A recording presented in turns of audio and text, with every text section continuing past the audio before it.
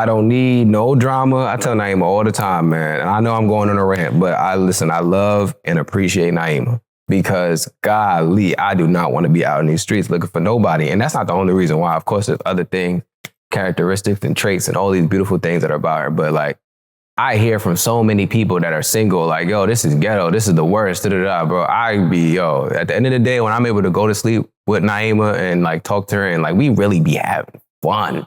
Like, we really laugh, bro. Like, there's a lot of people in relationships that don't really like their partner. Like, I like Naima. Like, not only do I love her as a person, but I really like her as a person.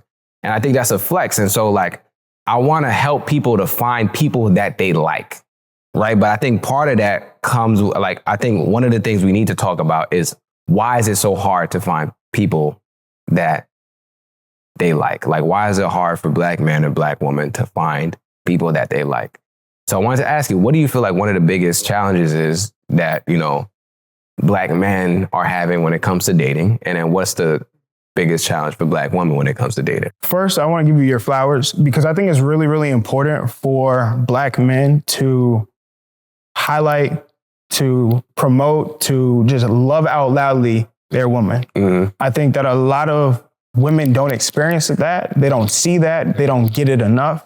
So be able to take space and like really just be like, yo, I really, really like her. I really, really love her. Like, she is amazing. No, for sure. I think that is stuff that more men need to see because that models for other men that it's okay to do that. Yeah, no, because absolutely. I think in this culture, it's like, we're all trying, we call it privacy, right? Like, I'm just being private, but it's not, you're not being private, you're being secretive. Yeah. Because there's a level of shame that you're afraid that if I yell out my girl's name or I tell you this is my girl, then there's going to be some type of criticism to that. Mm-hmm. So for the fact that you even like shouted out your woman, like, bro, I love that. And as somebody who's like a lover, bro, I love seeing like Black men happy in love. Yeah, I appreciate that, bro. But to answer your question, like what is the struggle? What is so hard with like finding people that they like? For one, people are trying to like people who don't like them. That is like number one. Like they're chasing, they're going after, they're looking for people who don't like them, and then they're trying to prove themselves to that person. So they're spending a lot of time stressing themselves out, trying to prove I am worth it, I am worthy, please see me, please hear me, I can do all these things for you, with somebody who absolutely is not even paying attention to them. So I think that's number one, is like going after people who don't like you. Number two, I think, especially when it comes to Black men, I think when we're talking about like the socialization and how like gender roles really influence and affect us, we get really keen and favor this idea of a provider. So in order to provide for my woman, I have to have this level of success. I have to have this level of money. I have to have this kind of car, this kind of whatever that standard is. So we set this standard and then we constantly move the standard. So it's like, okay, when I graduate, then I'll be open to dating. And then you graduate and you're like, oh man, maybe I'm not ready. Let me move the bar. So I think like what ends up happening is our own kind of like gender role that we subscribe to and our ideas of masculinity often get in the way, in which we even give ourselves a fighting chance to like somebody, to get to know somebody, because we don't feel like we're enough if we don't have the means to provide for someone. Right. I think, again, even when it comes to protecting, like we think of protecting in such a small window. It's like, okay, you might not be able to provide in the sense of like, you don't always have the check. But realistically, when it comes to relationships, you're not always covering the check anyway. Right. Again, we don't see that. But when we think of protecting, it's like, I have to be strong. I have to be the strong one. I have to be the one who can make sure she's safe. I need to be the one who makes sure that from like a physical standpoint, if I see a guy, I know what's happened. If there's something that happens on this side and some crime or something goes on, like I'm ready.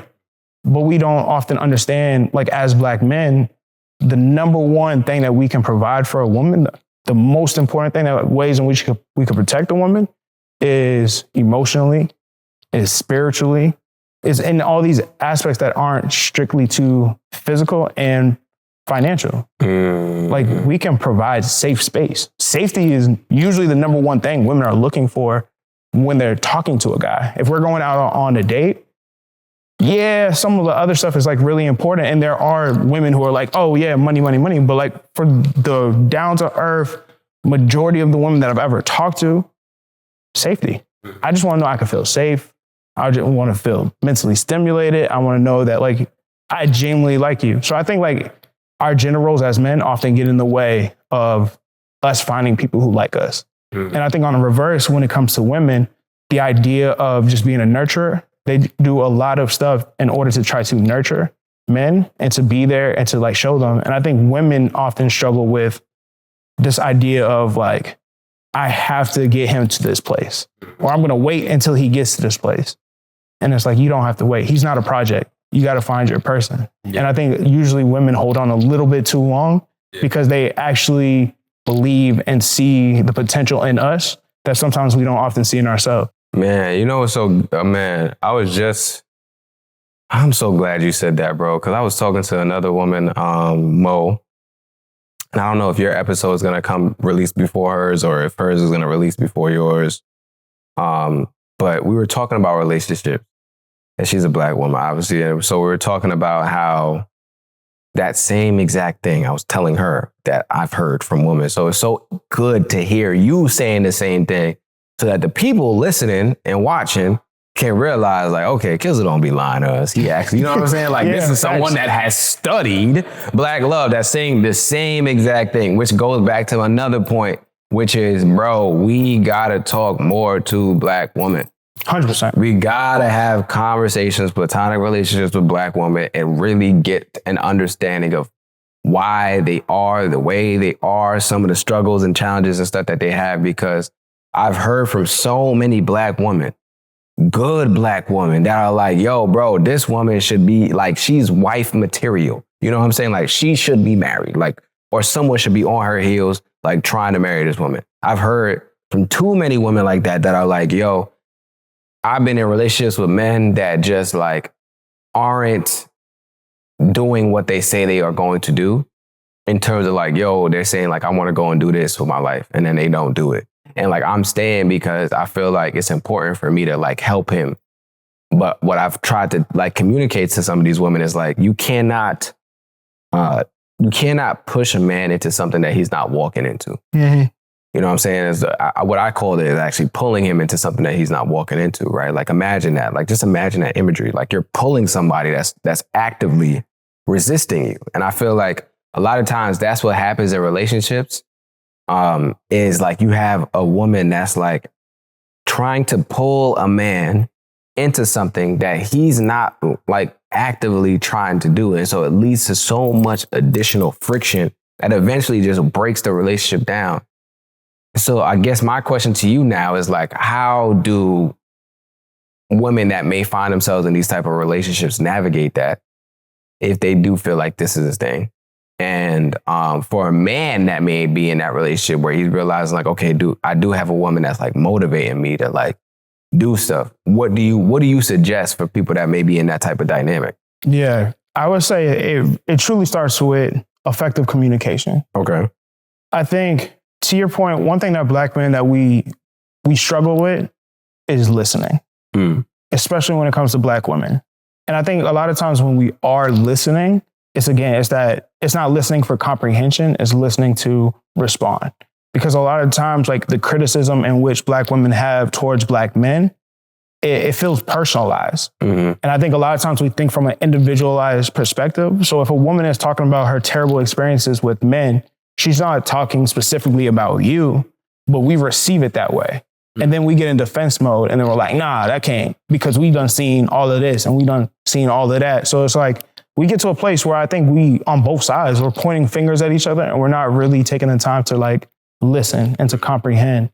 So I think the listening piece is important in the effective communication. Mm-hmm. And I think the one thing that a lot of us do a disservice with each other is that we're not effectively communicating with each other. Okay. We get to a place where we're almost too partially scared of what's going to happen if I communicate it. So for example, I'm mentoring this young man and basically his situation with this woman is like, I like her a lot, but I don't feel like I'm ready. Mm-hmm.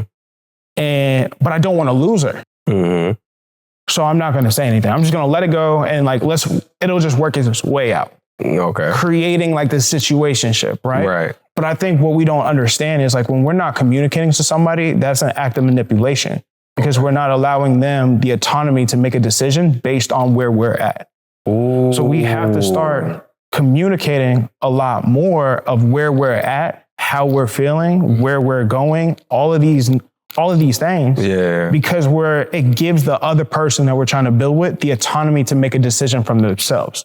And I think that's first and foremost, like one of the main problems is that while we're dating, a lot of us don't even have autonomy because we don't know where the other person is mentally, how they're thinking, how they feel about us, because we're all like, you first. Yeah. No, you first. Like, I'm not going to say it because we're all scared of like what happens if we do say something. Right. I might lose you. I don't want to lose you. I love these relationship benefits that we have, but I know if I communicate it, we might lose it. So I'm not.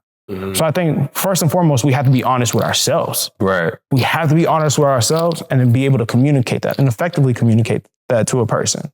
Yeah. And I think once we start really being able to communicate where we're at, now people can make a decision based on where they are and what they need.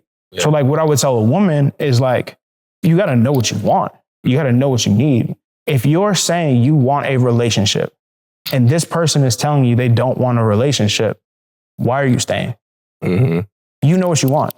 The goal is relationship. His goal is not. Find somebody who is looking for a relationship.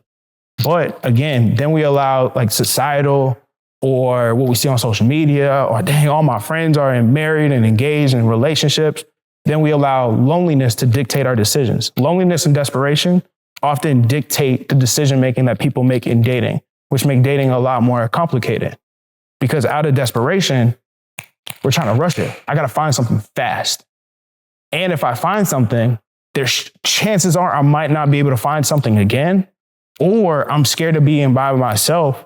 So I'd rather take this lesser evil of somebody who doesn't want what I want than to take the even bigger evil of having to be by myself and have to deal with my thoughts and deal with myself and deal with the feeling of not having a person.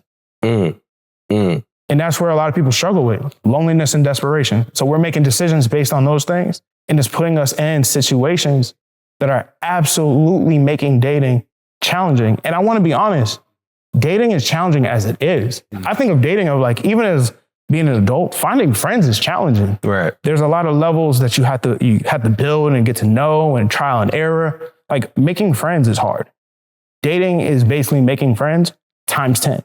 It's already a challenge, but there's things that we can do to make it not as bad, not as challenging. But the problem is because we're not doing the necessary things or we're not doing the necessary work on ourselves, it's making it 100,000 times challenging, more challenging.